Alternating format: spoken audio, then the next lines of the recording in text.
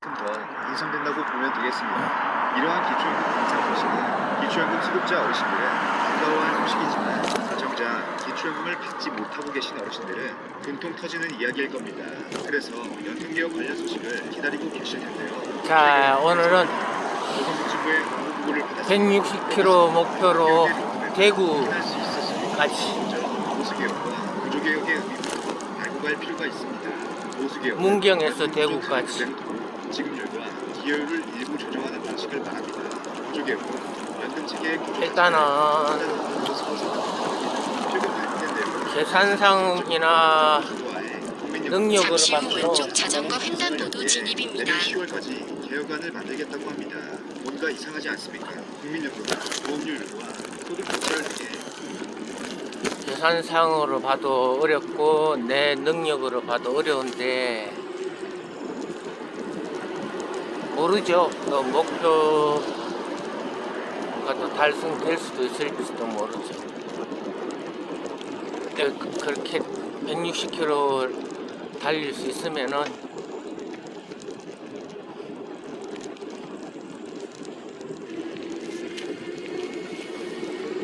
이번 여행은 성공하는 겁니다.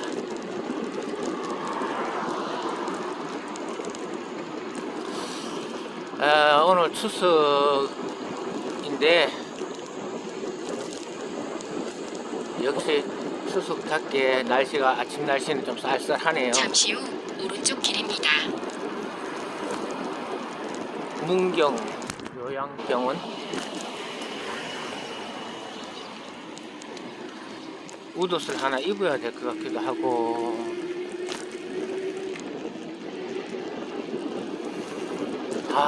근데 확실히 공기가 다르네.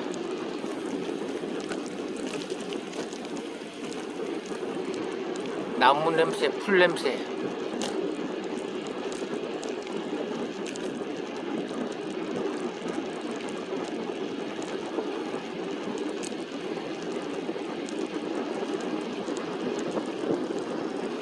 모텔들이 참 많네요. 문경에는 온통 모텔.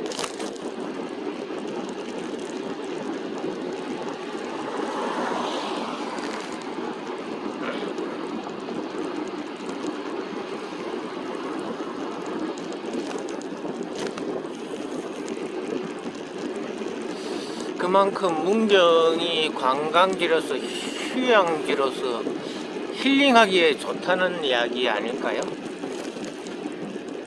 잠시 후 왼쪽 자전거 횡단보도 진입입니다. 편안하게 해주는.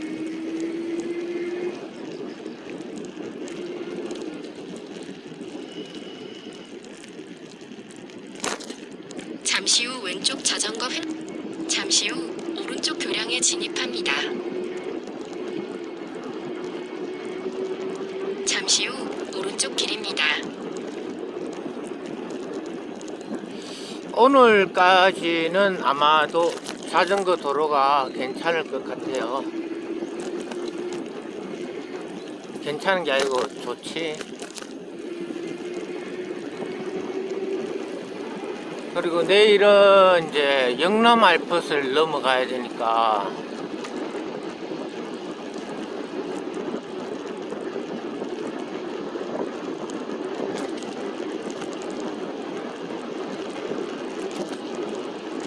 오늘 최대한 멀리 빼놔야 이번 여행이 성공적으로 마무리될 수 있습니다.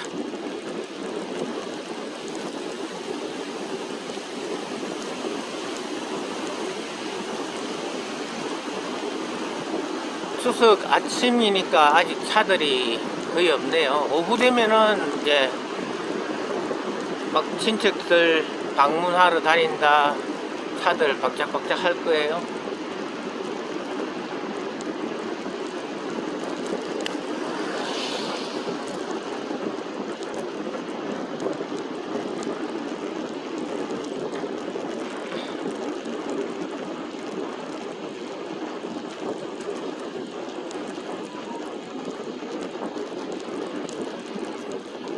경로입니다. 여기는 시골까지는 아니고 한국의 전형적인 전원 도시, 전형적인 전원 도시라고 할 수 있겠습니다. 시골이라고까지는 조금 그렇고 반 시골이고 반 전원 도시고 그래요. 정말 많은 이들이 얽혀 있고 이해관계가 복잡합니다. 통합을 시작하게 된다면 거센 폭발과 수많은 논란이 있을 겁니다. 그래서 이를 국민연금 특위를 중심으로 논의하고 해결하여 주변 어르신들에게도 꼭 공유해 주시고 현재 2022년도 만 65세 이상 어르신들의 목소리를 들려주시길 바랍니다. 세계에서 가장 목욕을 사랑하는 나라 중 하나인 일본. 그래서 일본의 만화나 영화에서 꼭 나오는 장면이 바로 목욕하는 장면이죠. 이렇게 일본이 목욕을 좋아하는 이유는 그들에게 이 욕은 아주 잠시 후 10시 방향 왼쪽 교량 진입입니다. 자극하게 몸을 청결하게 하는 것보다는 하루의 마무리, 또는 힐링의 시간이라고 합니다. 그래서 일본에서는 만약 집에 욕조가 없으면 공중 목욕탕을 가서라도 매일 목욕하는 문화가 있다고 하는데요. 이번엔 이런 일본만의 목욕 문화들을 모아봤습니다. 자, 오늘의 주의식 랭킹, 일본의 충격적인 목욕 문화 지금 시작합니다. 이번에 등장한 단어인데요. 이 윤화가 뭐냐면 바로 일본의 대중탕에 딸려있는 창녀를 칭하는 말이라고 하죠. 요즘 센토는 남탕과 여탕이 나뉘어 있지만 과거 시대에는 남녀가 혼탕이었는데요. 그래서 불특정 다수의 남녀가 한국에서 목욕탕을 가면 근데 미리 물을 받아두고 가족들이 다 올 때까지 기다리면 마지막 사람은 찬물 아니야? 그리고 이물질 들어가면 더러운 거 아니야? 라는 생각 드실 텐데요. 하지만 일본은 욕조를 덮는 덮개가 있어서 본인이 사용하고 나서 이걸 덮어서 이물질이 들어가는 걸 막는다고 합니다. 또 지금은 라이프 스타일이 변하다 보니까 그냥 집에서 들어온 순서대로 씻을 수 있는 곳들이 많아지고 있고 아니면 입구에서 타투를 가릴 수 있는 테이프나 스티커 등도 판매를 하고 있다고 하죠. 하지만 규모가 큰 온천이나 호텔 수영장 등에서는 여전히 타투를 할 맞습니다. 그리고 뒤쪽에는 이게 한국에서 만든 책이에요. 그래서 우리나라 국가 연표들을 이렇게 뒤에 실어놨습니다. 자, 그럼 이 책이 말하고자 하는 것은 무엇인지 제가 좀 말씀을 드리면 말이죠. 자, 이 책은 그렇습니다. 이 우리나라의 모든 성씨가 중국에서부터 존재왔나? 그러면 중국 어느 나라? 구리? 고구려. 고구리. 고리. 우리가 장자다. 이렇게 생각하시면 됩니다. 자, 맨 뒤에도 이렇게 나옵니다. 이제 족보들을 모아서 기록했냐면 이렇게 나옵니다. 이제 김해김 씨에 보면 가야의 후손이고 신라시대 때 소금천의 후손인 김유신 있잖아요. 족보들의 원류를 찾아보니까 가야국과 신라국은 현재 한반도에서 건국하지 않음이 확실하다라고 끝납니다. 당연하죠. 족보의 원료를 찾으니까 지역명들이 무수하게 나오니까. 자, 그래서 이 앞에 페이지부터 제가 주요한 페이지만 간단하게 한번 보여드리도록 하겠습니다. 자, 사기. 자, 보시면 이제 이렇게 중국 통사에서 이렇게 나와요. 이게 지도 이렇게 나오고요. 보도록 하시겠습니다. 이런 페이지로 나옵니다. 사마천에 태사공 이렇게 나오네요. 사기 사전 사마천이 어떤 사람이다 이렇게 나오고 있습니다.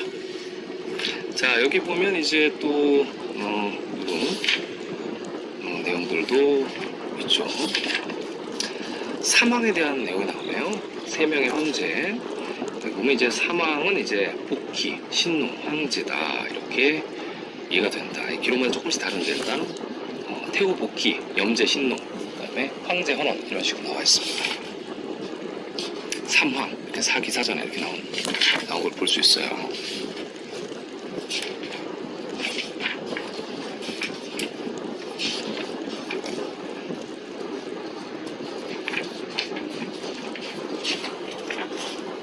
자, 여기서 복희에 대해서도 이렇게 나오죠, 여러분. 이제 지도들도 이렇게 나옵니다. 여기 보면 이제 염제 신농 씨가 나오죠. 염제 신농 씨 관련된 내용이 나오고. 그러니까 중국의 이제 예전 기록에 첫 기록에 나오는 3명의 황제예요. 그러니까 농사를 가르쳐주고, 그쵸, 뭐 불을 가르쳐주고, 뭐 이런 내용입니다.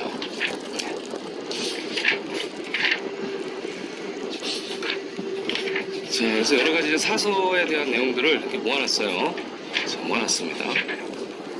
이가 나오고 페이지가 이렇게 있습니다. 여기도 이제 탕록 전투에 대해서 이제 슬슬 나오는 거죠. 자, 여기도 보시면 이제 치유가 나오는데 말씀드렸듯이 치유는 이제 동의 황제죠. 동의 황제고 치유 천황이라고 그러죠. 장우지 천황이라고도 하는데요. 예, 치유고 우리 이제 동유종의 황제고 나라 이름이 구리 이렇게 반드시 표기가 되어 있고 분명하게 표기가 되어 있습니다. 사마천의 사기에. 그리고 이제 중국 화족의 나라들은 분명히 없어요. 아예 자체가. 자, 치유와 탕록에서 황제 헌원과 전투를 벌입니다. 그래서 이제 황제 헌원이 승리했다고 얘네는 기록을 하고 있어요. 얘네는 한족들은 그렇게 기록을 하고 있는데 모르죠. 예, 우리나라 책들, 예전 책들 보면 치유가 또 이겼다고 기록이 되어 있고요. 자, 그렇습니다. 어찌됐든 여기서부터 이제 성씨가 나오고, 여기 보면 이제 예전에 중국 고대병기에서 수레도 나오고, 진앙고 나오고, 병거 나오고, 많이 도움이 되네요. 자, 이렇게 고지도들도 실어놨습니다.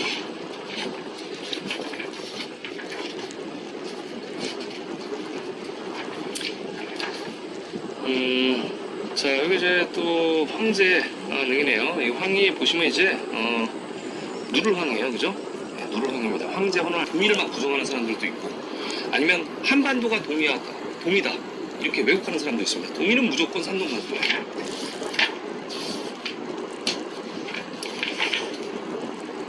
자, 그래서 여기도 이제 이런. 잠시 후 오른쪽 길입니다. 자, 요게 이제 한나라예요. 이게 한자의 간자체인데, 이 책도 완벽하게 정확하냐면 꼭 그렇다고 볼 수 없습니다. 왜냐면 모든 자료들을 종합해서 늘어놓은 거기 때문에 그리고 이제 완벽하다 이렇게 볼 수는 없어요. 제가 이제 조금씩 설명해 드리도록 하겠습니다. 여기 보면 이제 이게 한무제죠. 한무제 음시에 대해서 나오고 있습니다. 여기는 이제 그 비석들에 대한 그 탁본에 대해서 지금 보여주고 있는데요. 이게 뭐냐면 한반도에서 북에도 신라가 있고 양자강처에도 신라가 있고 한반도에도 신라가 있는데 이렇게 한반도에서 문무왕 비석이 나오는데 이거 어떻게 설명할 거냐. 왕만에 대해서 얘기를 하고 있어요. 자, 보시면은 이제 그 허왕 도주에서 이렇게 양장을 따라온 말이죠. 이쪽에 뭐가 있냐면 허시촌 이렇게 허시촌들이 있습니다. 자, 이쪽에 보면 이제 청양이라는 지역인데 청양이라는 지역은 소금천이 살던 동네가 청양이에요. 김씨의 시조. 그리고 여기 이제 김가 그래서 김씨촌에 관련된 지역이 굉장히 많습니다. 이쪽에 이제 양장이 흐르는 곳이에요. 자, 보주에서 양장으로 따라오면 되는 곳. 이곳이 바로 금강가의 위치입니다. 허시촌들. 신라의 일식 기록이 나타나는 곳입니다. 잠시 후 한반도는 왼쪽 그럼 뭐냐? 길입니다. 한반도는 수많은 칸들, 왕국들이에요. 그래서 고구려의 지배를 받았고요. 고구려와 연합 세력이었죠. 그래서 한반도도 당연히 고구려 땅이고, 그리고 후에는 신라가 한반도를 정벌을 하죠. 그래서 대륙과 신라 모두 우리의 땅이다. 이렇게 보시는 게 가장 정확한 해석입니다. 대륙에서 당연히 시작하죠. 사람이 많이 사는 거. 황태호대에서 허왕후에 관련된 내용들, 죽보에 관련된 내용들이 이제 쭉 나옵니다.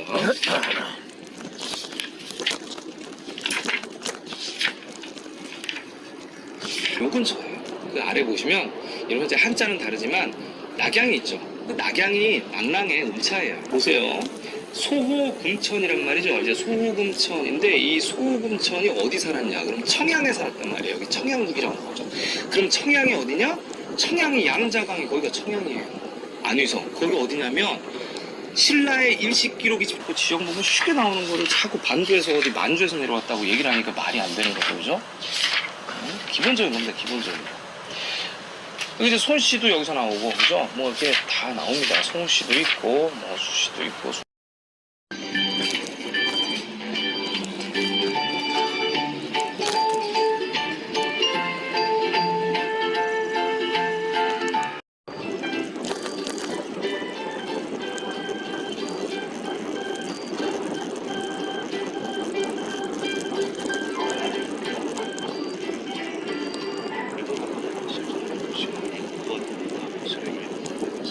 노을수에서 저기 몇 번의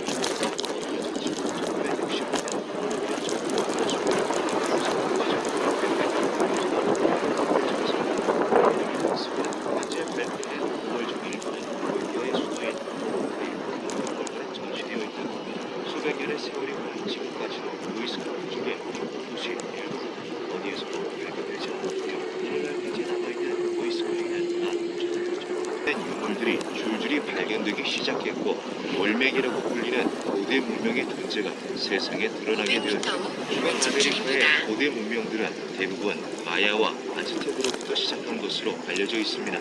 과연 그들의 정체는 무엇일까요? 올맥 문명은 메소아메리카, 즉 중앙아메리카 최초의 문명 중 하나입니다. 그들은 굉장히 다양한 분야인들이 올맥의 지식과 기술을 전달받을 수 있었고 현대에서도 놀랍다고 일컬어지는 마야 문명, 아즈텍 문명은 상당 부분 올맥의 것으로부터 탄생하고 발전할 수 있었죠. 마야와 아즈텍 문경은 문명이 기반한 온통 이런 올맥인들이 문화시설, 만든 체육시설이 인력으로부터 유래되었으며 이네요. 문자 역시 관광시설 진짜 만들어졌다고 하는데요. 야, 이거 진짜 제일 살기 좋은 곳 아닌가 싶으네. 되고 있습니다. 또한 마야 문명에서 굉장히 큰 부분을 차지하고 있는 몽놀이 문화 역시 애초에는 올맥 문명의 일부였다고 하는데요. 올맥인들은 꼭 밝혀내지 못하였죠. 또한 그들이 거대한 거인에 세세한 세공을 가하기 위해 대체 어떤 방법과 도구를 이용하였는지도 알아낼 수 없었는데요. 당시 기술로 제작할 수 있었던 석기와 도구들로 과연 저 정도의 표현력을 나타내는 것이 가능한지 여부에 대해서는 아직까지도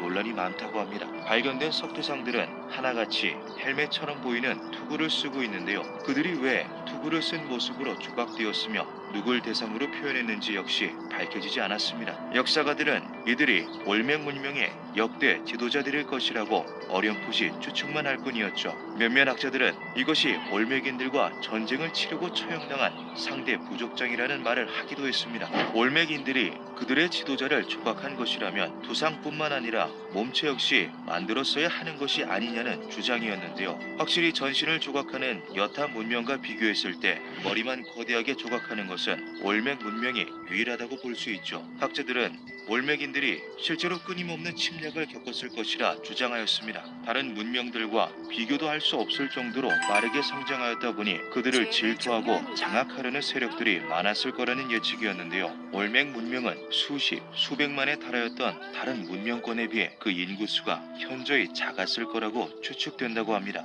하지만 그들은 군대를 보유하고 있었고 자체적으로 생산한 각종 무기들도 대량 가지고 있었죠. 유물로 발견된 것 중에는 흙으로 만든 포탄까지 존재했습니다. 그 작동 방식에 대해서는 정확히 알려진 바가 없지만 전쟁에서 실제로 크게 활약했을 거라는 예측이 있었죠. 이것은 올맥인들이 지성뿐만 아니라 강인함까지 갖추고 있었다는 것을 의미하기도 합니다. 원으로 추정되는 곳은 현재 인도양 아래 잠들어 있는 레무리아로 추측된다. 수많은 생태학적 사실로 비추어 볼 때 레무리아의 존재 가능성은 매우 높다. 헥켈의 적극적인 지지로 인해 레무리아는 실존 증거를 찾아보기 시작했습니다. 헥켈과 더불어 레무리아의 존재를 강력하게 주장했던 스코틀랜드의 신화학자 루이스 스펜서는 그 증거로 고대 하와이인들의 전설을 예로 들었는데요. 바다를 가로지르는 하나의 대륙이 있었는데 이 대륙은 칸의 신에 의해 지배되고 있었다. 스펜서는 이것이 레무리아 대륙을 일컫는 구절이라고 말했습니다. 또한 이스터 섬의 전설에 등장하는 마라의 롱가라는 것이라 주장했죠. 19세기 저명한 학자들의 지지를 받으며 신빙성 있는 가설로 취급받던 레무리아 대륙은 20세기에 들어서면서 차츰 그 힘을 잃기 시작했습니다. 독일의 지구 물리학자였던 16년에 판교역에서 여주역까지 개통을 하였습니다. 앞으로 강릉역까지 연결이 되면 전철로 동해바다를 보러 갈 수 있게 되겠네요. 전철이 지상으로 나오면 멋진 시골 풍경을 감상할 수 있습니다. 여기는 이천인데요. 쌀로 유명한 곳답게 논이 많이 보이네요.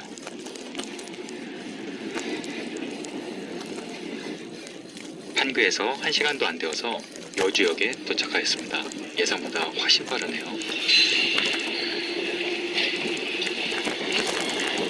예전에 왔을 때보다 훨씬 더 발전한 모습입니다. 여주역 광장에 나오면 관광 안내소가 있는데요. 여기서 여주 관광 순환버스를 타실 수 있습니다. 여주의 주요 관광지를 순환하기 때문에 편하게 관광하실 수 있는데요. 문의 전화는 여주역 관광 안내소로 하시면 됩니다. 여주역에서는 1시간에 한 대 정도 출발을 하는데요. 주요 관광지 10곳을 순환하기 때문에 정차 시간을 참고하시길 바랍니다. 저는 오늘 자전거로 같은 코스를 갈 이곳은 작은 책방인데요. 실제로 들어가서 편하게 책을 읽을 수 있는 시설입니다. 여기는 분위기가 낙동강 같은 느낌이 들어요. 낙동강인 것 같기도 한데 정말 희한하게도 아주 시원했습니다.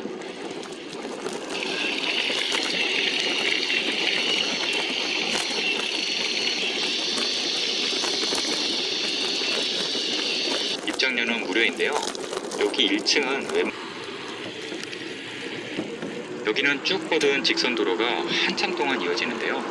그래서 시간과 정신의 길이라고 부릅니다. 조금 더 가니 갑자기 비행기 활주로처럼 넓은 곳이 나오네요. 사실 활주로는 아니고 물이 범람했을 때 조절하기 위한 곳이라고 합니다.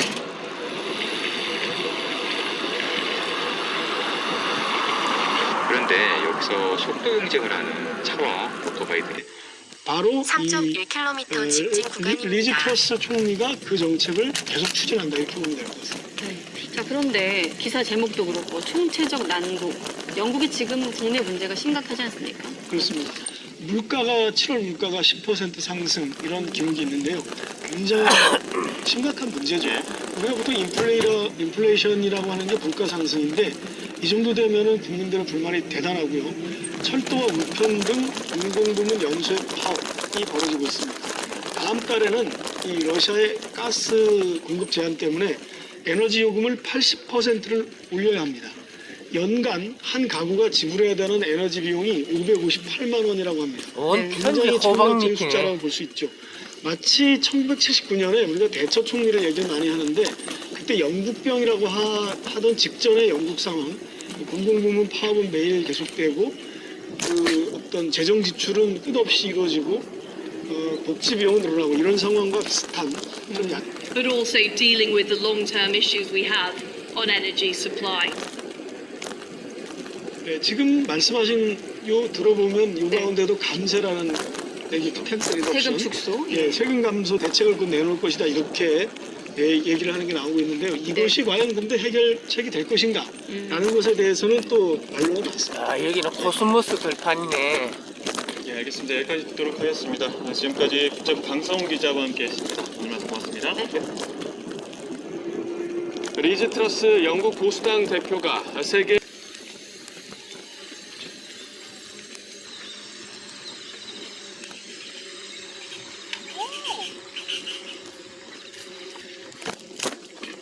안녕하세요.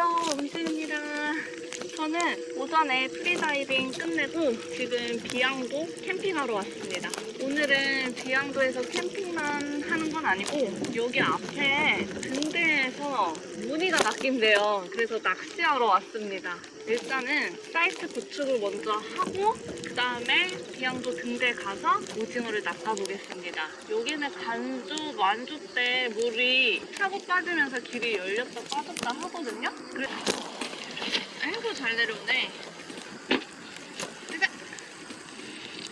하하. 하겠습니다. 여기는 상주. 상주.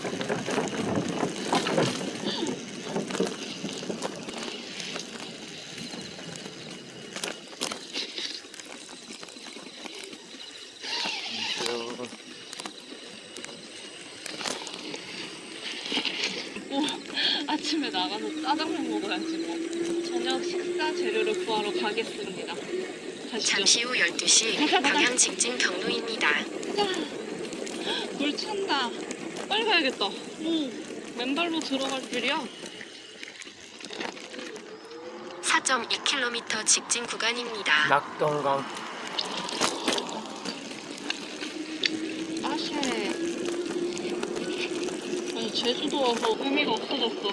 지금 자동으로 먹을 거. 자, 여기는 확실히 지금은 과감하게 투자를 하지 말고 우리가 확실히 전형적인 낙동강 강변길입니다. 낙동강 상류. 지역은 상주 근처고요. 상주. 낙동강 하구뚝이 280km 남았다고 하네요. 낙동강 하구뚝이 280km. 얼숙도니까 거기가 얼숙도. 280km면은 딱 이틀 걸리는 거리인데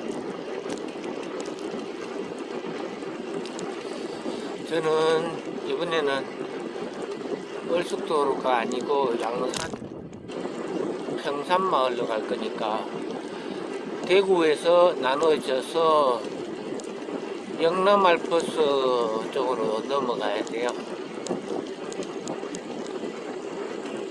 오늘은 대구 초입 서대구 쪽에서 하룻밤 자야 되는데 오늘 목표 거리가 160km면 아무리 전기 자전거라도 불가능하죠. 그래서 중간에 점심 식사하면서 1시간 정도 충전을, 배터리 팩이 3개니까 3개를 동시에 충전하면은 부족한 거를 충분히 메꿀 수 있을 것 같아요.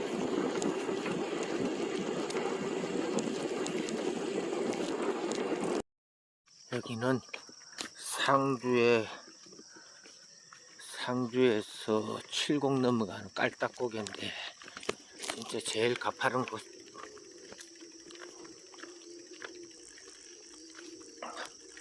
이건 자전거 길이라고 아니라고 산길이야. 이게는 완전히.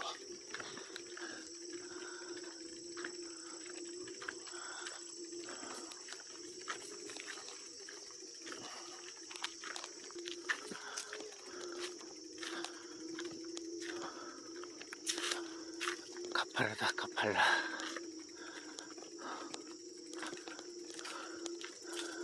가파르다.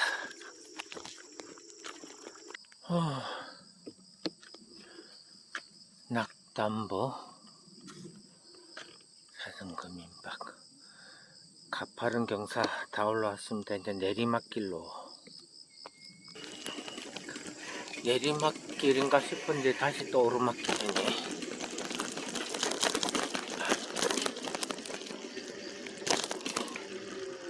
이건 자전거 길이 아니라 완전 산길이네.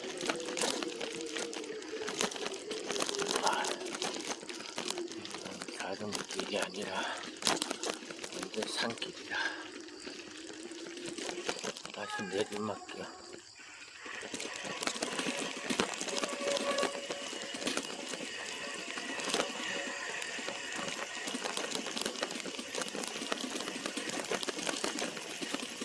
잠시 후 교량에 진입합니다.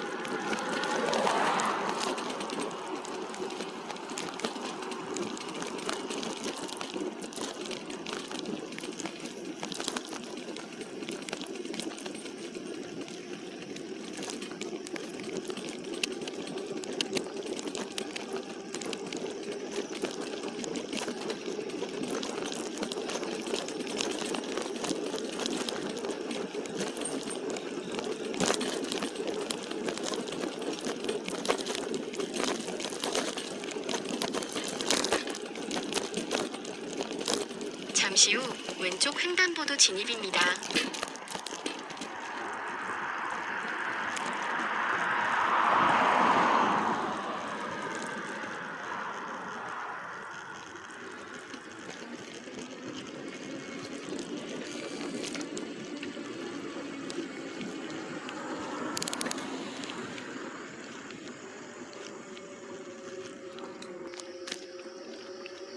여기는 경천대, 상주 관광단지 경천대.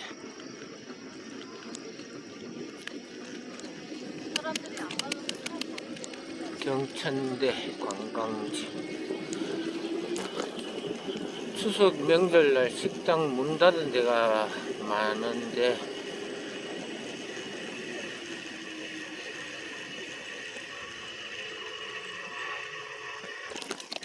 그 대신에 자판기 도시락 이런 것도 좀 판매했습니다.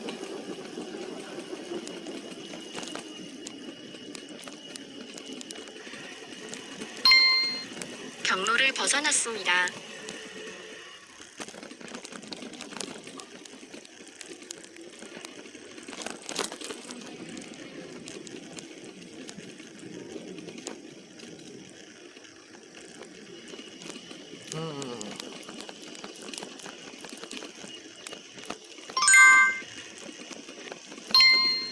경로를 벗어났습니다.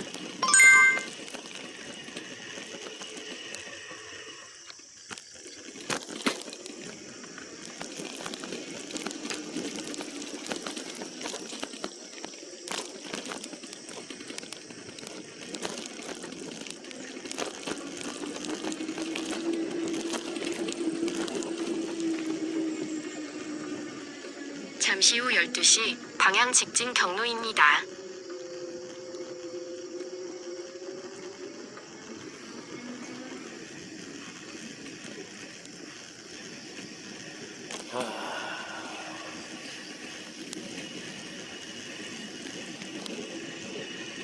(1.1km) 직진 구간입니다.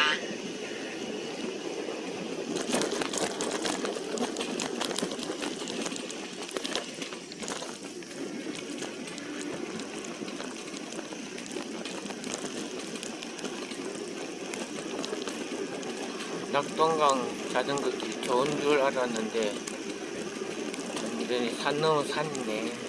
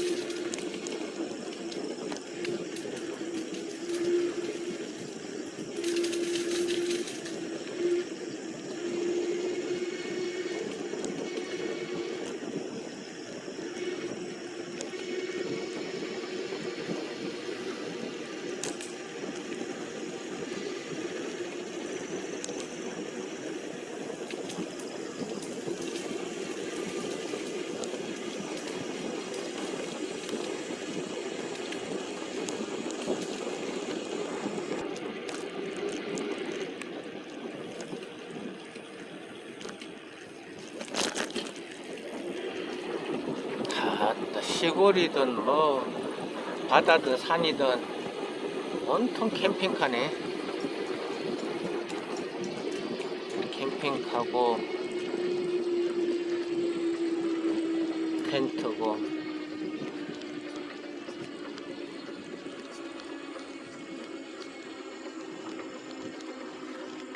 여기는 상주보. 잠시 후 교량에 진입합니다.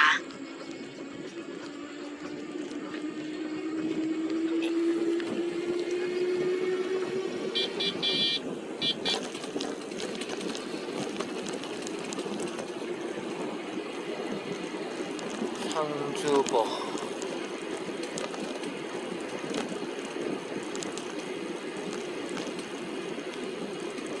추석이라 온 가족들 오손도손.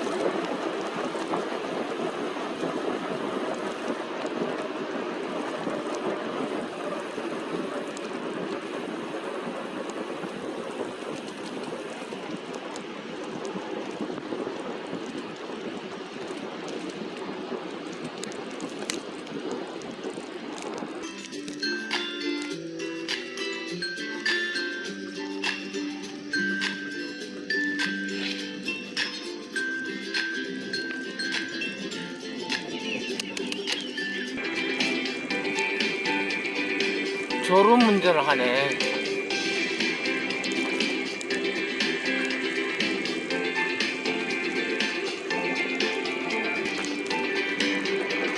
졸음 운전하더니 결국 갓길에 세우네. 잠시 후 교량에 진입합니다.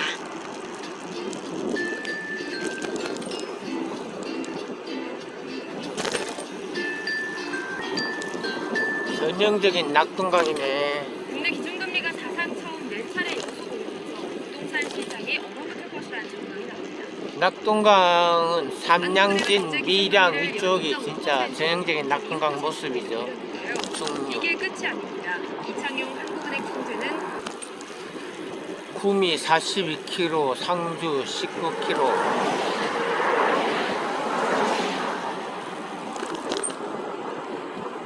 구미 42km. 잠시 후 9시 방향 왼쪽 길입니다.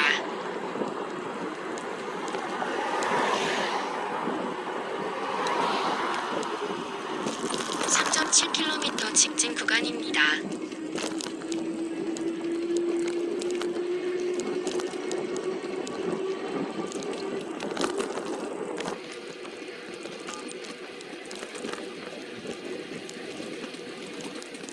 설날인데 들꽃밥상이라는 곳에서 식사가 된다네요. 세상에 들꽃밥상.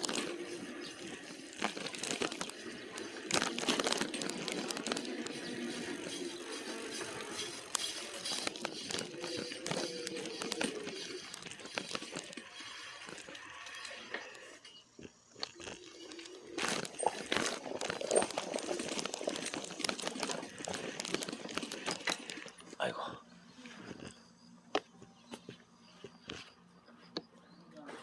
들꽃밥상이 아 예. 뭔 장비가 이렇게 많아요? 전기자전거 충전할 네. 여기다가 기대세요. 예, 충전비 드릴 네네. 테니까. 여기다 기대십니다. 기대서 여기 콘센트 다 있어요. 예. 콘센트 있으니까 여기다가 하셔요. 예. 비박하셨어요? 아니요, 저 모텔에서 샀어요. 문경 모텔에서. 거기다 대고 하세요. 식사 뭐 되나요? 지금은 소고기 미역국 돼요. 예. 네, 거기다 대세요. 소고기 미역 주세요. 네네네. 들어오시면 돼요. 예, 고맙습니다.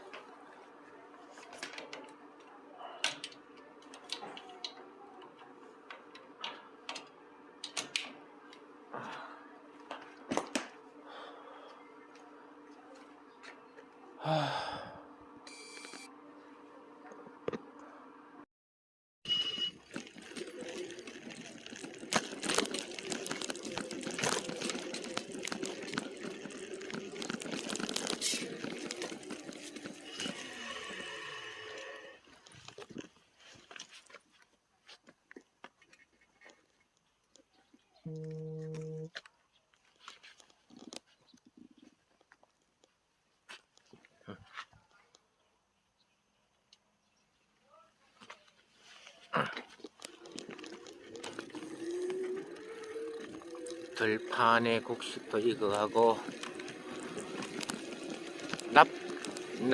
낙담보 민박집에서 미역국, 소고기 미역국 맛있게 먹고 1시간 전기자전거 충전도 하고. 잠시 후 오른쪽 길입니다.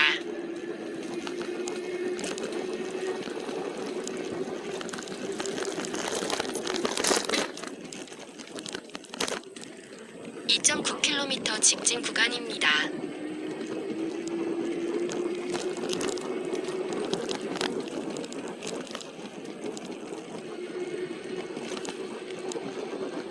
다행이네요. 세상에. 추석날 점심을 먹을 때가 있나요? 이렇게 외진 데서. 세상에. 게다가 갈 길이 먼데 서대구까지 가야 되는데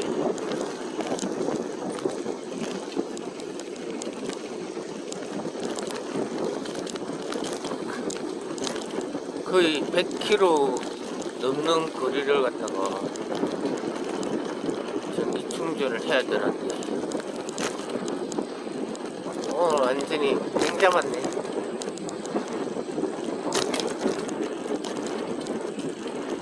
세상에.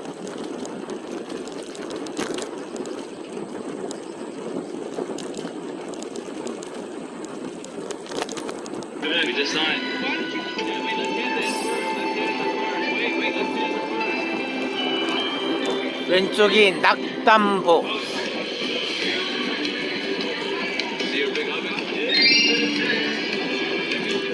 잠시 후 오른쪽 도량 진입입니다.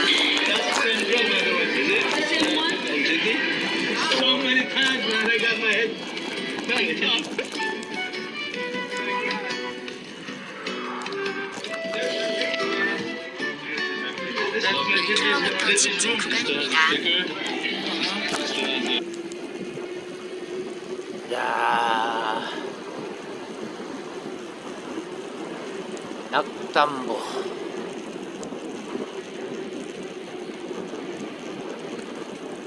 여기서 뱃놀이도 하고 물놀이도 하는 모양이네.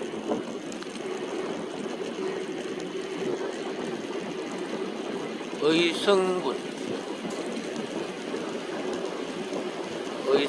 의성에 조문시대 조문국이 있었어요, 옛날에.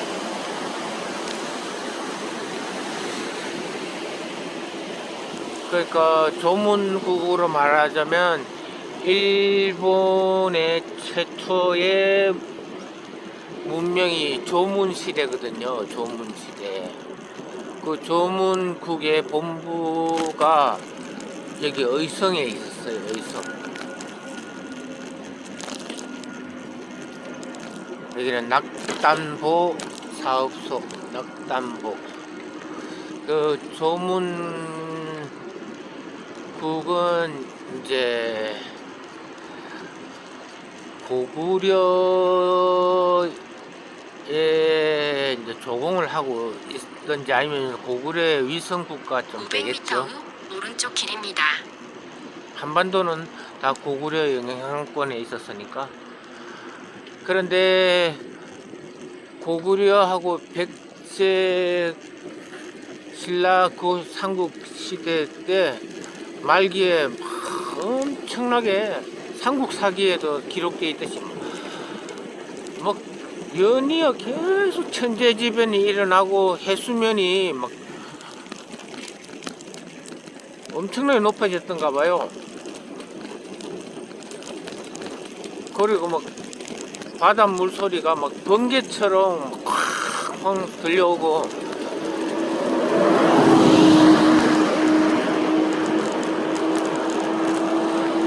그러니까 막 게다가 또 가뭄까지 생기고, 고대 국가 멸망이 주로 뭐 전쟁보다는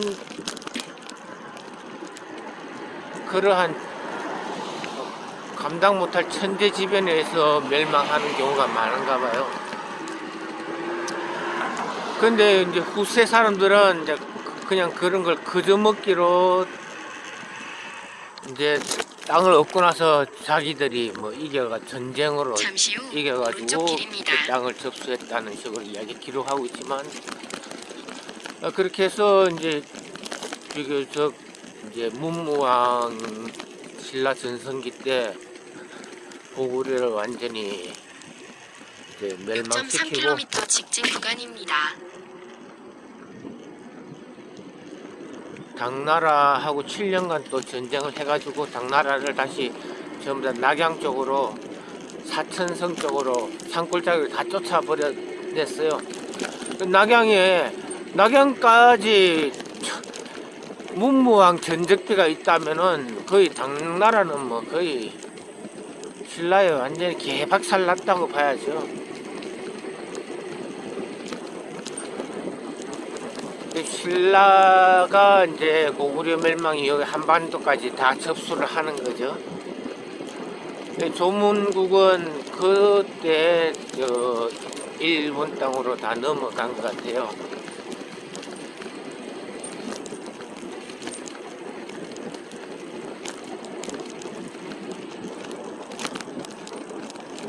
일본의 고대 역사가 언제부터냐면 고구려 멸망 이후에 17세기 후반부터 본격적인 역사가, 태초에 공식적인 역사가 시작되는데,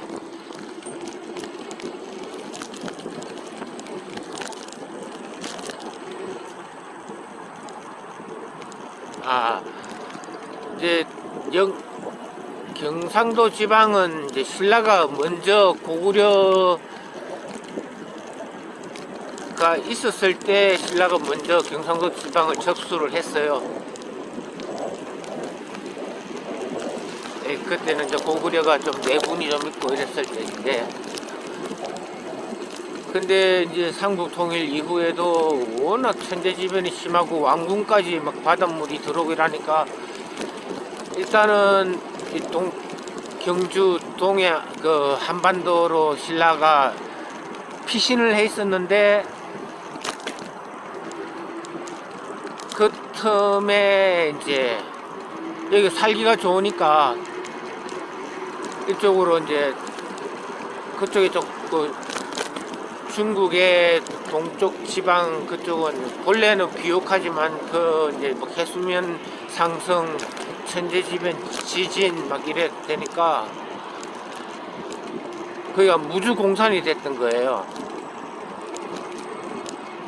무주공산이 되니까 이제 이민족의 땅이 된 거지. 나중에 정상화되고 나서 신라는 그쪽으로 다시 돌아가지 아니하고 그대로 오늘날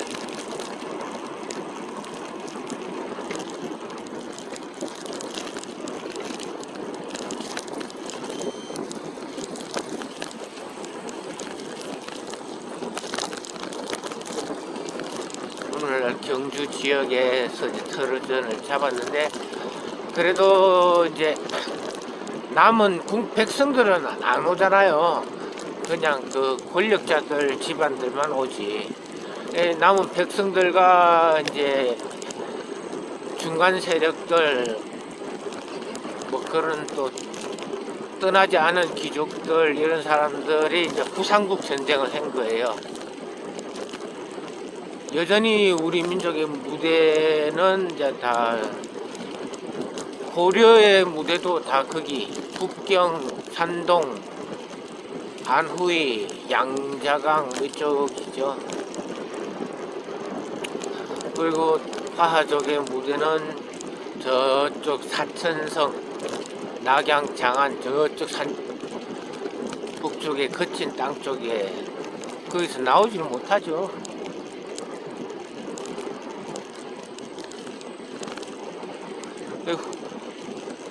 언제 완전히 이제 우리 민족의 주도권이 대륙에서 빼앗기느냐 하면은 이제 몽골 징기스칸 때 고려가 풍비박산이 나고 이제 고려는 이제 심양 쪽으로, 요즘은 그곳을 요동이라고 하는데 본래 요동은 북경 근처가 요동이에요.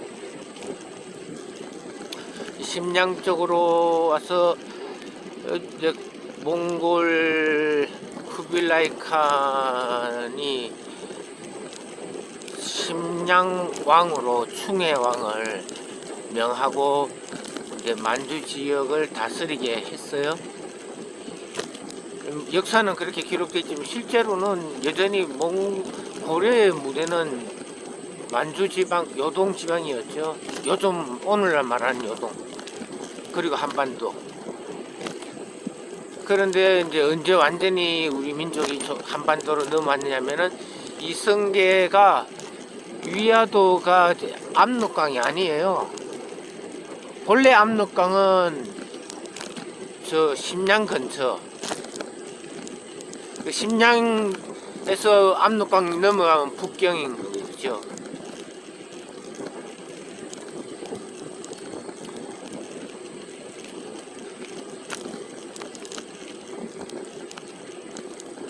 명나라 때 처음으로 이제 한족들이 북경을 차지했어요. 그래서 고려 말 때 명나라가 원나라를 깨부수고 다시 고려는 명나라를 깨부수려고 압록강을 넘었다가 이성계가 위화도 해군하면서 심양에 있던 고려를 쿠데타로 정복하고 이제 이성계는 심양에 있던, 심양이 개성이에요. 개성 그때 당시에 이성계는 이제 한반도로 완전히 다 이주를 하는 거죠. 그때 기록상으로 이제 조선의 양반들이 엄청나게 이제 대륙에서 한반도로 넘어옵니다. 그리고 왕씨들은 그대로 이제 심양에 남죠. 그래서 왕서방이 많이 중국에 많이 있는 거예요. 왕서방은 본래 중국 성씨가 아니고 고대 우리 조상들의 성씨인 거죠.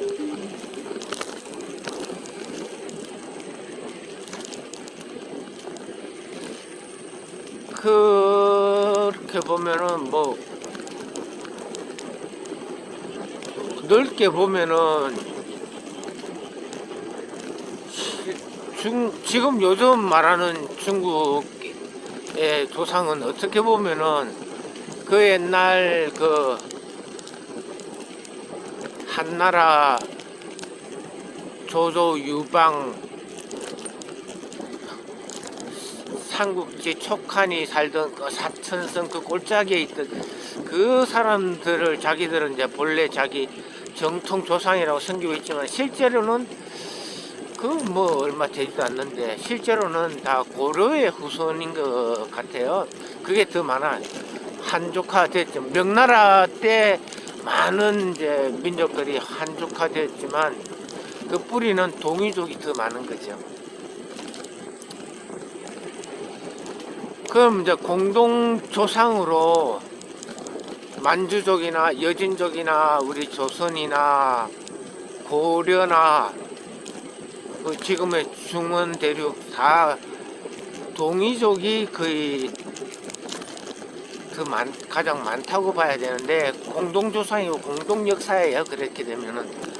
근데 그 역사에 그 종갓집이 어디냐?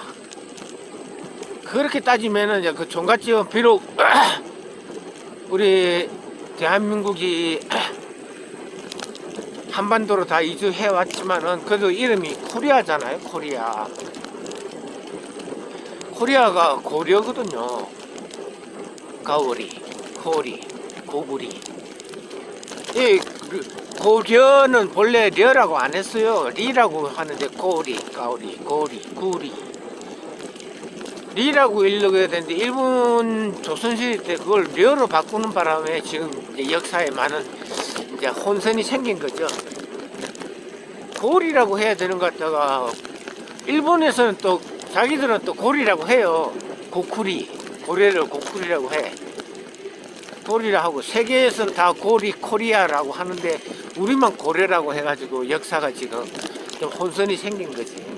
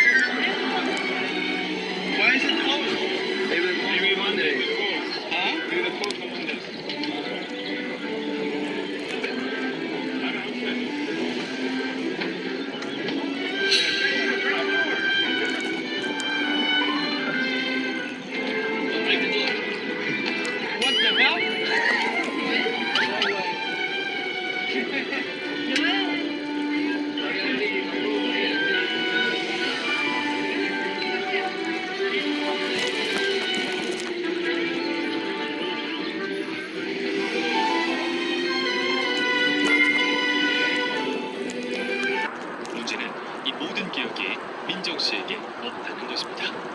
그렇게 기억 상태에 될 만한 양을 먹는 게 일단 아니었고 CCTV를 잘 걸어들어왔다는 얘기도 하고 이러니까 내가 이미 오래전부터 GHB를 사용해왔다는 것입니다. 만약에 지금 끝나는 아무 문제가 안 된다. 그를 기억하고 있습니다. 그래도 돈도 꽤 많이 줬고 같은 자기한테 가스만 9천만 원 써가지고 버닝썬만 가면은 그 물뽕이라고 하는 그 조그만한 알약, 손톱보다 작은 알약만 음료수에 타면은 그냥 자신이 출연한 방송에서 진행자와 함께 피해자를 조롱했습니다. 엔조이가 가능하네.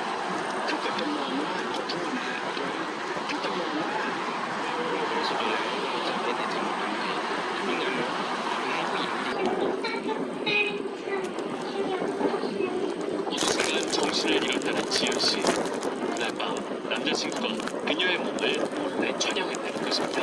이 사실을 몰랐던 지연 씨가 남자친구의 휴대전화에 남아있던 사진과 영상을 발견했습니다.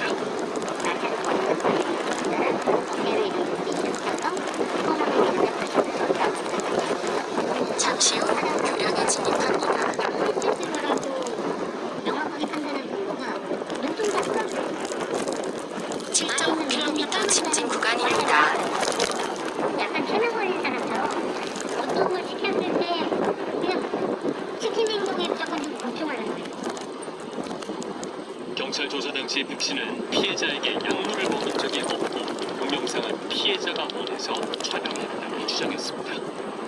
제작진과의 통화에서 자신이 억울하다고 주장했던 백 씨. 사건 당일 백 씨는 자신의 전화가 아닌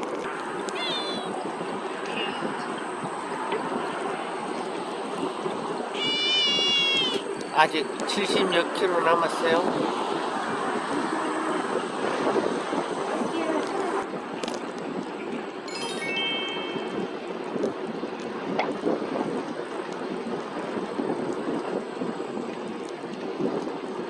한 달만 있으면은 양쪽에 마가레트 꽃이 만발하겠네요. 중동은 이란과 미국, 근데 한 달만 있으면 이제 추워질 거예요. 10월 초면은. 8월 말 아라비아만에서 이란 혁명수비대가 해군의 고위남성 2척을 납포하려던 사건이 일어나면서 다시 한번 긴장이 높아졌는데요.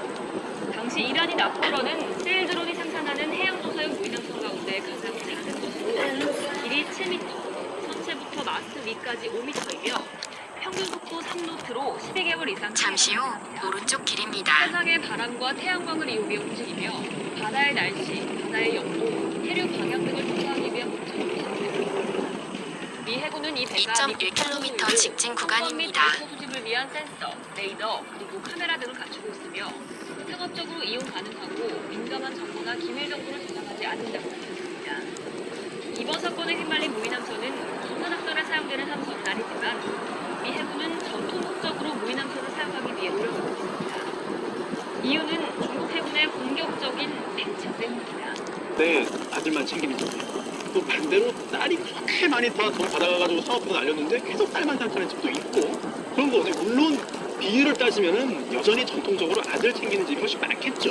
하지만 가끔 너무 꼼꼼하게 좀 지켜볼 수 있기 때문에 사고를 막는 게 도움이 된다고 저는 생각을 합니다. 자, 그래서 제가 오늘 설명드린 이런 안전장치, 이런 주의사항만 지키시면요, 설명드린 이 전세사기는 상당 부분 막을 수 있습니다. 자, 오늘의 결론은 이렇게 한번 요약을 해보겠습니다. 대한민국 전세 제도라는 게 세입자 입장에서는 굉장히 안전한 제도다.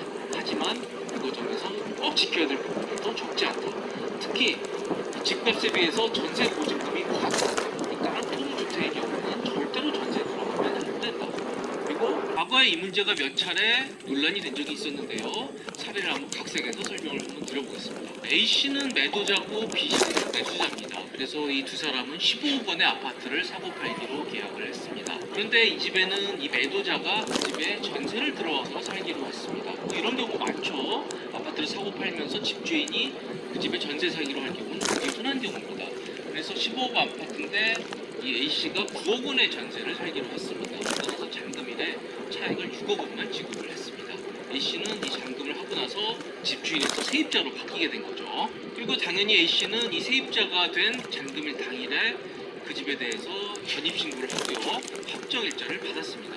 본인의 전세 보증금을 지키기 위한 당연한 조치였습니다. 자, 하지만 이 아파트는 이 매수자인 B씨의 이 재정 상태에 문제가 생겨서요.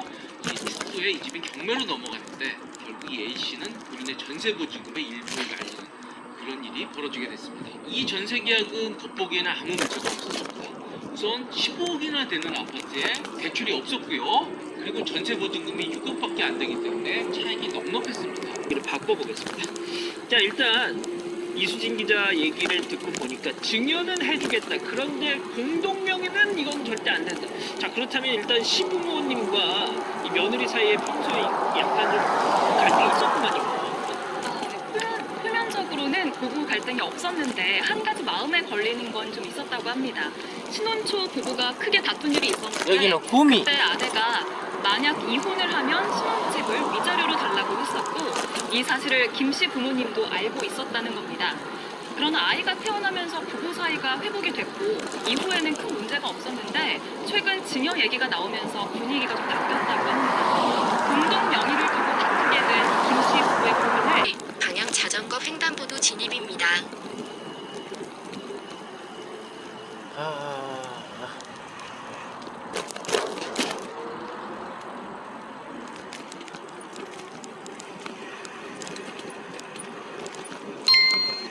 경로를 벗어났습니다.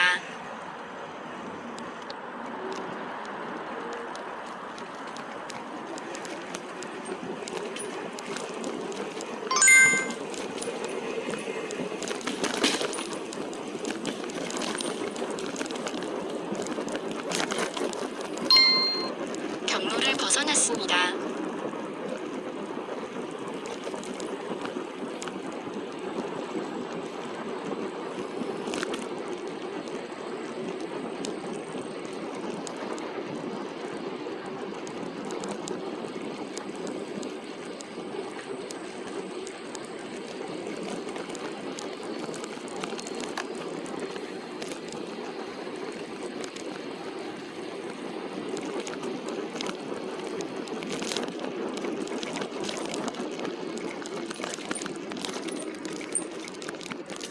확률과 실업률을 더해 국민의 경제적 고통 정도를 측정하는 국민고통지수는 올 들어 역대 최고치를 기록했습니다. 위기 앞에 가장 약한 사람들을 지키기 위한 정부와 금융당국의 정책이 그 어느 때보다 절실합니다.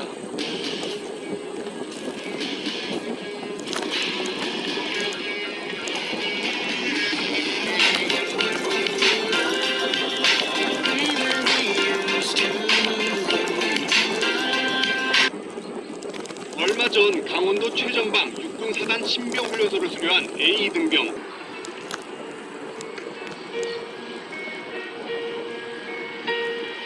돌나라 신도인 부모님을 따라서 브라질로 온 아이들. 돌나라 신도 2세인 5명의 아이들은 머나먼 타국에서 짧은 생을 마쳤습니다. 교주 박명호 씨와 그를 따르는 신도들은 한국에서 브라질로 이겨와 또 한 번 그들만의 왕국을 세웠습니다. 우리는 그동안 취재했던 내용들에 대해 돌나라 한농 복구의 입장을 들어봤습니다. 저희가 그 박명호 씨를 만날 수는 없을까요? 네, 그거는 한 번도 여기 와서 인터뷰가 아니라 신문을 하고서 이것들 내 손을 들었어요. 이와 같이 이번에 MBC가 처음부터 못 들어오게 막을 수도 있었지만 그렇게 하지 않고 그들의 목적대로 내버려둔 것은 벨사살처럼 MBC가 죄악의 잔을 가득 채우게 한 후에 천벌로 죽이려고 참았던 것이다. 그러므로 MBC는 반드시 이번 범죄로 죽어 사라지게 될 것이다.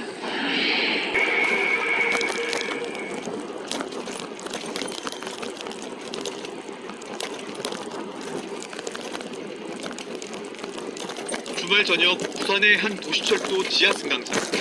전동차를 타고 내리던 승객들이 갑자기 전동차 출입문 아래쪽을 분주하게 살핍니다. 무언가를 끌어올리고 나서야 자리를 떠나기 시작하는 승객들. 갑자기 비몽소리가 들리더라고. 그래서 그때 보니까 내가 마치 보는 그 순간에 애가 한 두 살인가 3살 이제 여자아이인데 그래서 공을 쏙 빠져버리더라고.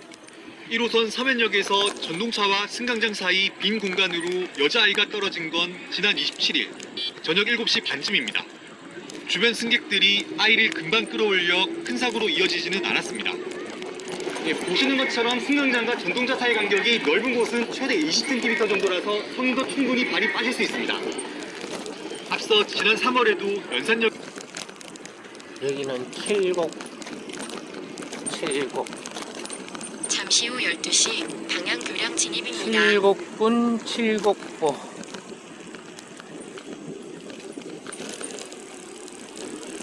칠곡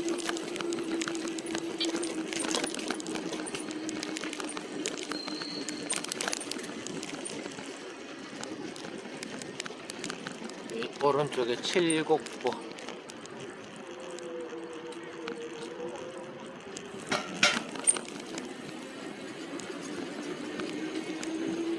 잠시 후 1시 방향 직진 경로입니다. 빠방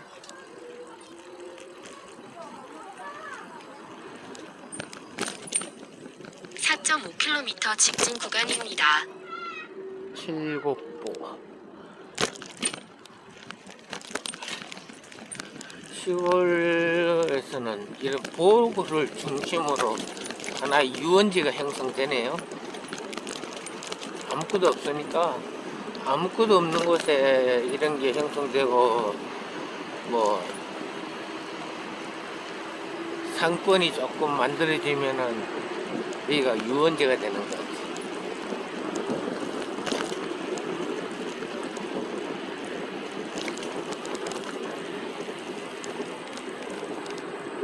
영영 활동이 정지되었습니다.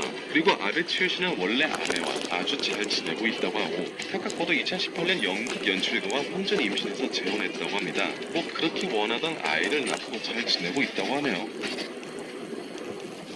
일본의 유명 기상캐스터인 오카무라 마미코는 두 명의 유부남과 동시에 불륜관계였던 것이 드러나면서 일본 열도가 발칵 뒤집힌 적이 있었는데요. 그녀의 일본 NHK 뉴스7의 기상캐스터로 아이돌급의 인기를 누렸던 인물입니다. 평소에 청초하면서도 귀여운 이미지를 과시해왔기 때문에 문어발식 불륜은 더 충격이었죠. 심지어 불륜 상대가 타 방송국의 간판 정확한 기상 7.6km 직진 구간입니다. 그들의 관계를 폭로한 잡지는 두 사람의 얼굴을 다정하게 맞대는 사진들을 게시하면서 두 사람은 변태적 성행위도 서슴치 않았다라고 폭로하여 더 충격을 주었는데요. 심지어 또 한 명의 불륜 남은 기상청 관계자 A씨인데 두 남자 모두 처자식이 있는 유부남들이었죠. 근데 이 관계가 진짜 이상했던 게 사토가 자기 여자와 다른 남자에게 성폭행당하는 모습을 보며 흥분했다라고 했고 사토는 오카무라와 A씨가 성관계하는 장면을 훔쳐보면서 즐겼다는 거죠. 결국 이 막장 불륜 스캔들의 당사자들은 여기서 퇴출이 되었고 프로필까지 다 삭제되었죠. 아니 이거 뭐 야동에서나 볼 법한 이야기 아닙니까? 가요. 일본 열도를 떠들썩하게 했던 연예계 대표 부부의 이혼 발표 소식. 코미디언 후지몬과 모델 기노시타 유키나 부부는 17살의 나이 차이와 외모 때문에 미녀와 야스커플로 불렸는데요. 유키나는 SNS에서 유명한 셀럽이었는데 두 딸을 육아하면서도 남편을 내조하는 모습을 주로 보여줘서 많은 여성들이 그녀를 동경했죠. 이런 양봉 부부가 이혼을 하니까 두 사람 이혼에 대해 서서히 뒷말이 나오기 시작합니다. 가장 이슈가 된 건 바로 딸인데 잘 보시면 딸이 엄마도 아빠도 참 안 닮았네요. 그래서 사람들은 유키나가 성형을 많이 한 거 아니냐 그런 이야기를 했었는데 어느 날 누리꾼들은 딸과 진짜 똑같이 생긴 남성을 발견하게 됩니다. 바로 유키나의 스타일리스트인데요. 와 진짜 깨달아갔는데 이게 사실이면 유전자의 힘이 놀라운 따름입니다. 논란의 유키나는 어떠한 해명도 하지 않았으며 심지어 과거에도 수차례 불륜설이 돌았던 적이 있어서 사람들은 그녀를 의심하기 시작하죠. 예를 들면 결혼 생활 중에 SNS에 올린 사진과 글이 있었는데 글을 세로로 읽으면 타카시 사랑해라는 문장이 완성이 되죠. 심지어 같은 날 타카시도 세로로 유키나 사랑해라는 글을 기재했는데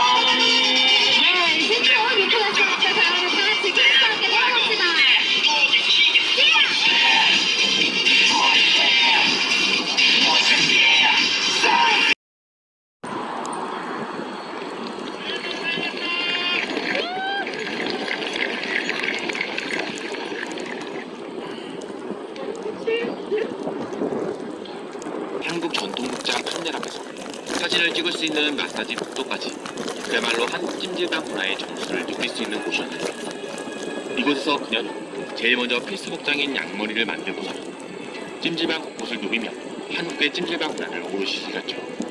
친구들과 함께 방문한 아비게일은 1인당 1,500페소 하나로 약 35,000원 어제 가량의 저녁하고 달리 오늘은 좀 한국의 춥네요. 찜질방 가격을 고려해본다면 이는 다소 비싼 금액처럼 느껴지지만 찜질방에서 12시간가량을 보낸 그녀는 것처럼 한국의 찜질방을 지금은 이제 대구 달서구 초입에 들었어요. 심지어 뉴욕에서 그래도 뉴욕 시대를 이제 보며 즐길 수 서대구 있는 고급 찜질방까지 서대구까지는 이에 미국인들 역시 줄을 이어 36km 찜질방을 향하고 있다고 하네요. 전 세계가 우리의 찜질방 36km 남았네. 많이 남았네 아직까지. 지금 우리 대한민국이 보여주고 있는 막대차 확인했습니다. But again, we remain fully committed to the defense of the Republic of Korea using the full range of defense the capabilities. 이와 관련해 안토니우 구테우스 유엔 사무총장은 대변인을 통해 북한이 핵무력 정책을 법제화한 데 대한 깊은 우려의 뜻을 전하면서 당사국들 간 조속한 대화 재개를 촉구했습니다. 최대 2030년까지 운용하고 교체할 예정인데 계획이 지켜질지 관심입니다. 보도에 신준명 기자입니다. 지난 1월 F-5E 전투기 한 대가 경기 화성시 야산에 출현. 우크라이나 침공이 장기화되면서 군수품 부족에 시달리는 러시아가 북한으로 눈을 돌리고 있습니다. 러시아가 북한으로부터 수백만 발의 포탄과 로켓을 구입할 거라는 보도가 나오고 있습니다.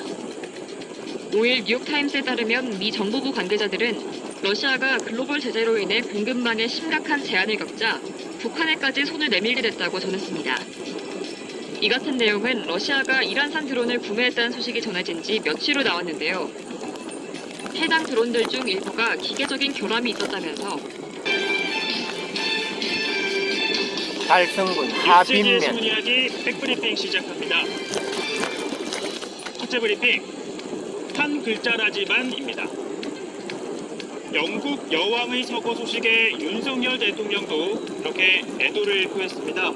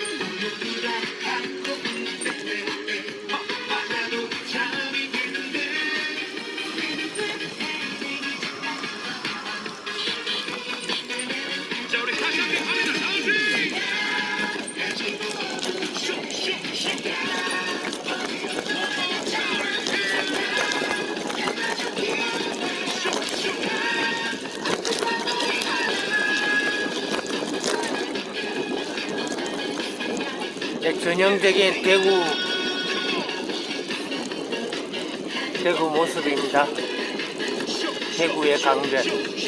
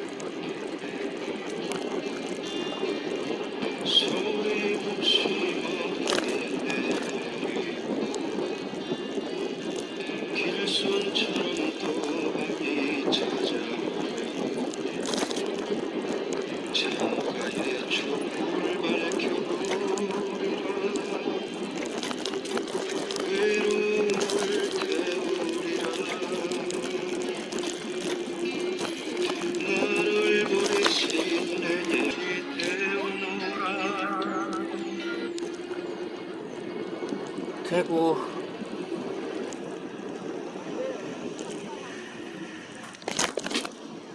달성보 낙동강 대구지구 달성보.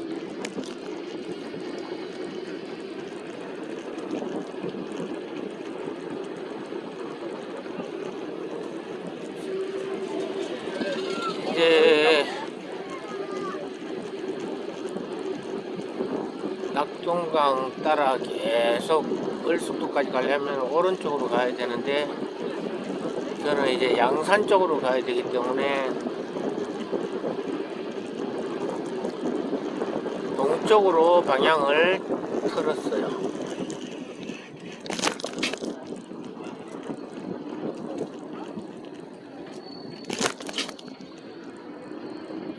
동쪽으로 가서 서대구에서 하룻밤 자고 동대구를 지나 이제 영남 알버스를 넘어서 양산으로 내려가야죠.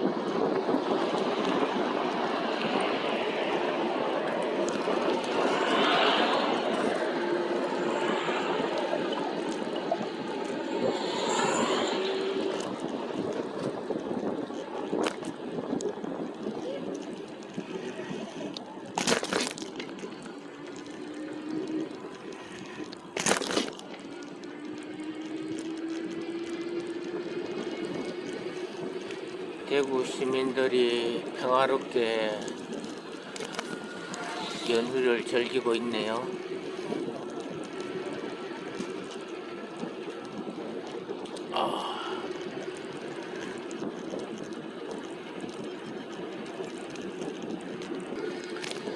여기는 이제 더 이상 낙동강이 아니고 검호강입니다. 검호. 대구의 검호강. 무궁화가 많네요. 여기는.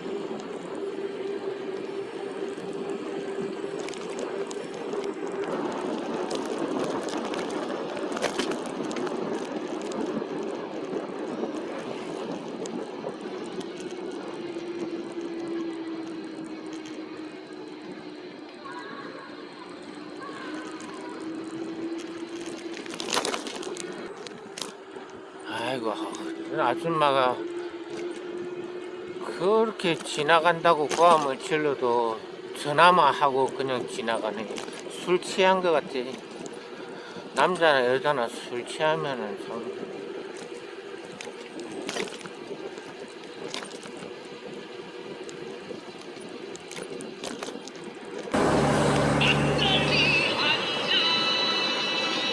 금호교.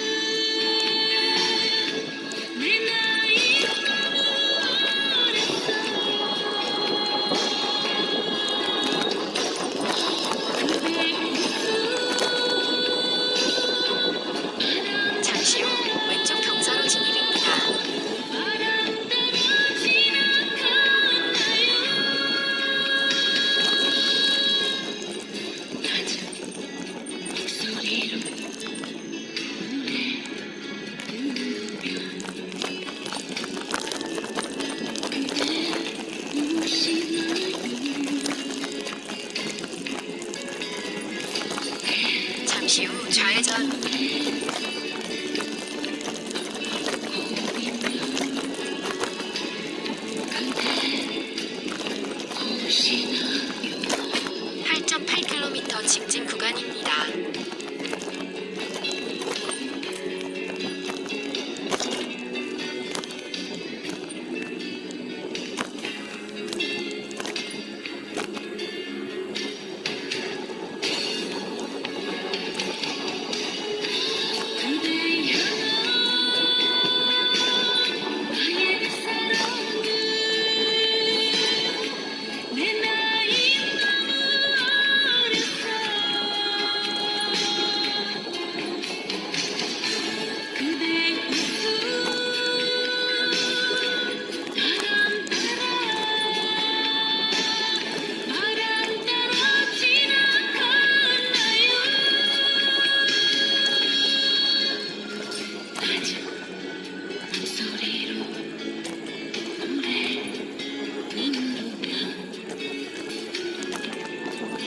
가요.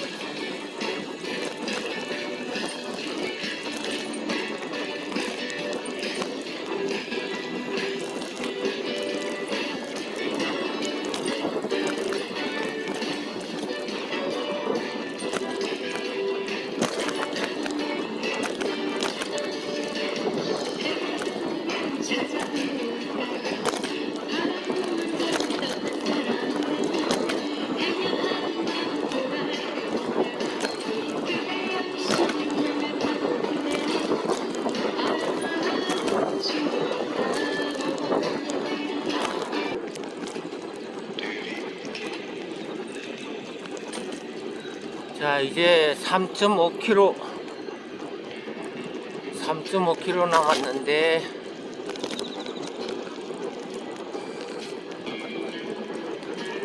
서대구 터미널이니까 거기 가면은 식당도 있고 모텔도 있겠죠.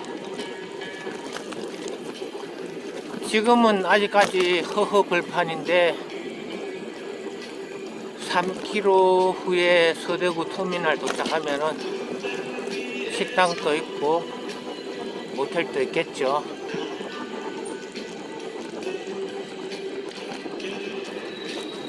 배터리도 거의 다 됐고 바닥까지 보이고 아슬아슬하게 온 것 같아요.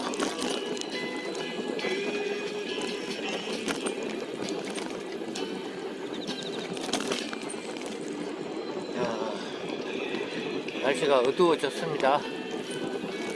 카메라 촬영은 환하게 촬영되지만 실제로는 어두워요. 실제로는 어두워.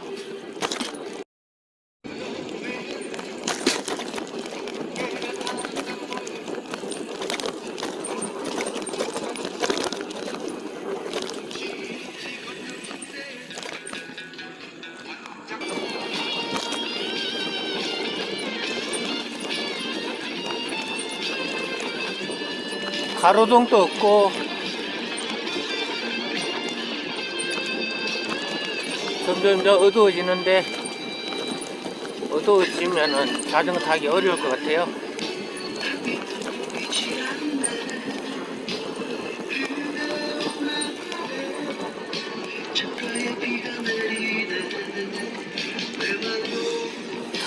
타이어 펑크라도 나면은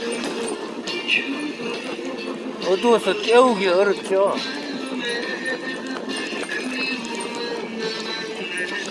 완전히 어두워지기 전에 라이딩을 끝내야 돼.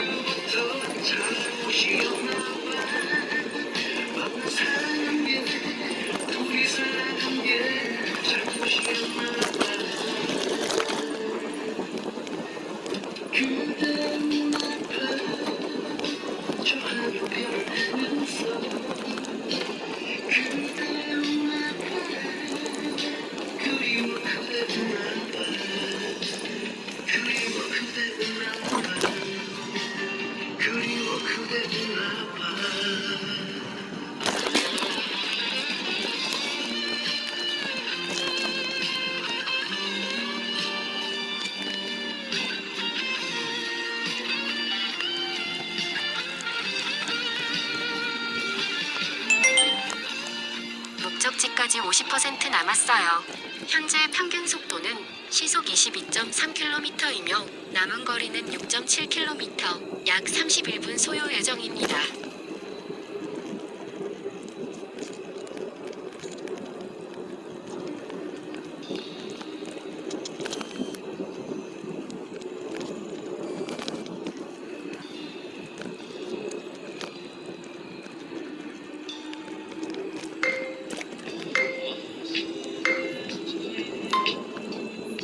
주행은 2.9km 직진 구간입니다.